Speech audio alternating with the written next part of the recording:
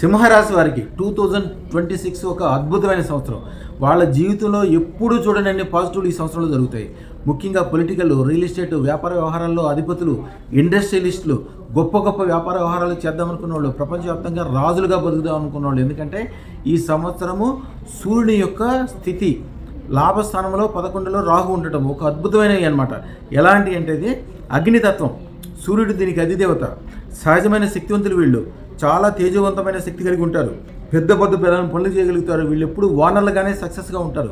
జీవితాన్ని అద్భుతంగా మార్చడానికి అద్భుతమైన సంవత్సరం కాబట్టి అదృష్టరత్నం తప్పకుండా ధరించాల్సిన జాతకస్తులు వీళ్ళే. ఎందుకంటే 11లో ఉండే రాహువు వీళ్ళకి విపరీతమైన మంచి చేస్తాడు.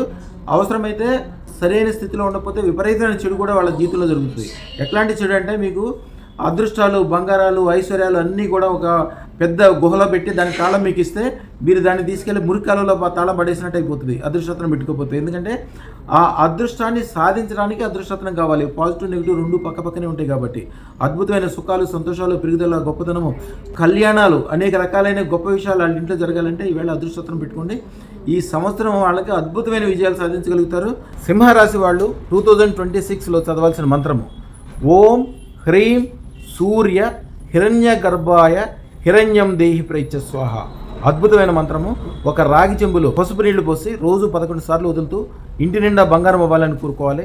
ఒక రాగి వస్తువు లేకపోతే రాగి తీగ, రాగి కాసు ఆంజనేయ స్వామి గుడిలో ఉన్న రావి చెట్టు కింద ఆదివారం పెట్టి కోరికలన్నీ కోరుకోండి. అదృష్టరత్నంతో అద్భుతమైన విజయాలు అదృష్టరత్నం ద్వారా సింహరాశి వారికి ఇప్పుడు ఉంది.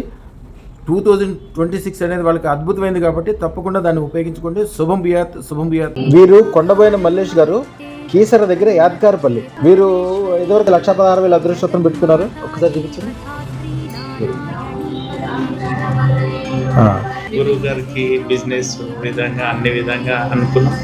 ఇక మేము అనుకున్న దానికంటే ఎక్కువ ఓకే, చాలా మంచి జరిగింది గురువు గారు. అన్ని విధాలా మంచి జరిగింది. ఓకే, ఏది అనుకుంటే అది జరిగింది. ఇట్లా అవుతుందని కూడా ఎప్పుడు ఊహించుకోలేదు. అసలు అద్భుతంగా ఉంది గురువు గారు. అన్ని విధాలా సక్సెస్ఫుల్ ఉంది.